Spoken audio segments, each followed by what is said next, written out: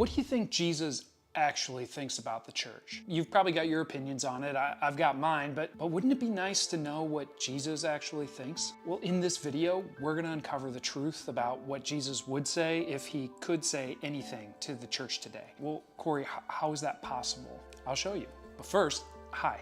My name is Corey, and I'm an ordained minister and church planter, and I'm the pastor of RedeemerOnline.church, which is the channel you're watching right now. And if you're interested in how to understand and practice the Christian faith, especially if you don't go to church right now, you're in the right spot. That's what we're all about. I want to help you rediscover Christianity in a way that actually makes sense for your life. And if that's interesting to you, then go ahead and hit the subscribe button for more. Now, why did the thumbnail of this video say Reading Revelation? Because it's the go-to book whenever the world feels chaotic, whether it's political upheaval or global instability. But I think all too often, people ask the wrong questions of it, focusing on doomsday scenarios rather than the deeper truths that the book offers. Is this the end of the world? Is this the mark of the beast? Are they actually the Antichrist? And that results in apocalyptic answers that are really dissatisfying and usually pretty unhelpful. But the book of Revelation did something for its readers for nearly 300 years before it was ever included in the Bible. And this series is all about finding out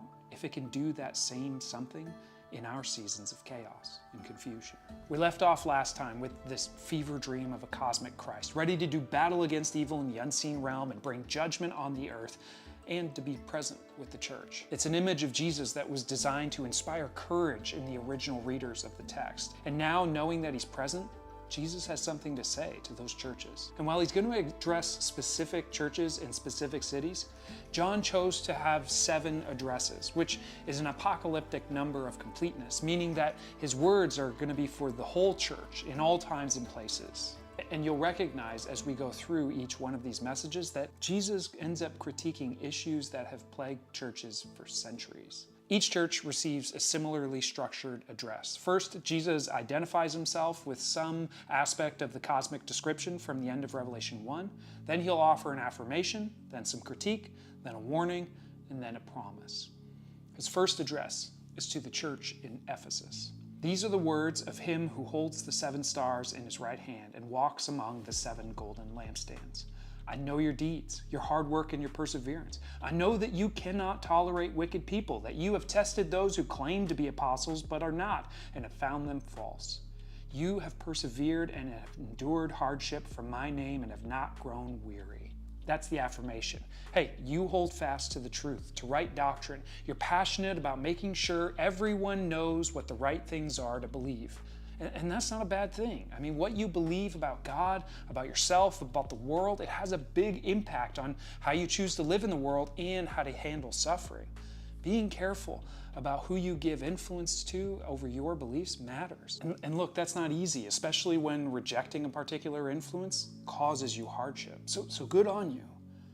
However, here comes the critique. Yet I hold this against you. You have forsaken the love you had at first. Consider how far you've fallen. Repent and do the things you did at first. Okay, what's he talking about here? Well, the critique is that you've gotten so caught up in believing the right things that you've forgotten to genuinely love the one who came to show you the way, the truth, and the life. Now, don't over-romanticize this. It's not about conjuring warm fuzzies for Jesus. It's about the content of your life and your action. Love for Jesus, according to his own teaching, was best expressed and demonstrated in love for your neighbor. The word for love here is the Greek word agape. It's about self-sacrifice for the sake of someone else, which means the critique is simply, hey, you've prioritized doctrine over a devotion to loving your neighbor. You're so set on making sure everyone believes the right things that you've fallen away from the importance of doing the right things. Can you think of any churches who have this problem?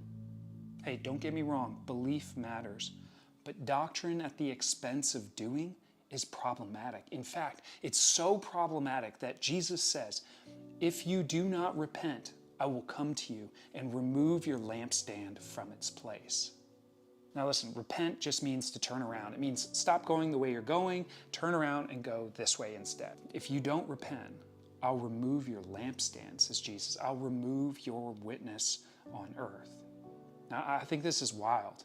You can believe every right doctrine, But if you fail to prioritize loving your neighbor as Jesus loved you, your light gets removed. But you have this in your favor. You hate the practices of the Nicolaitans, which I also hate. Look, there's no time in a video like this to get to it, but essentially, we don't know who the Nicolaitans were or what their beliefs or practices were. There's a few mentions of them in the early church father writings, and they'll come up again later in the book of Revelation, but for the most part, it's all speculation. You could feel free to go down that rabbit hole. I mean, I did. It's pretty interesting. Maybe I'll do a video about it later, but we don't have time to cover it here. Then Jesus ends with this promise. Whoever has ears, let them hear what the Spirit says to the churches. To the one who's victorious, I will give the right to eat from the tree of life, which is in the paradise of God. This is Jesus' message to the church in Ephesus. And in the city of Ephesus was the temple of the goddess Artemis. And inside the temple was a beautiful garden area. And inside that garden was a special tree. So special that it was imprinted elsewhere throughout the city, like on Ephesian coins.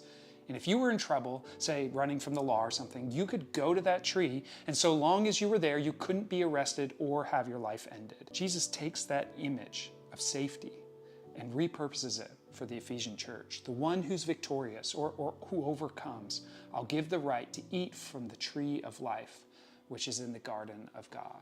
So how do you overcome? How do you overcome the chaos and confusion and suffering? Well, this might shock you. And it might be upsetting to all the Theo bros out there, but it's not through believing the right things. It's doing that makes the difference. If you want to overcome the chaos, it's not right doctrine at the expense of all else. It's about returning to a practice of self-sacrificial love for your neighbor. This was Jesus' message to the church in Ephesus, but I think it's just as relevant today. So, what about you? Are you living out a faith that prioritizes love or doctrine? Let me know in your thoughts in the comments below. And if you're ready for more insights from Revelation, don't forget to subscribe because we'll be getting to the next church in the next video. See you then.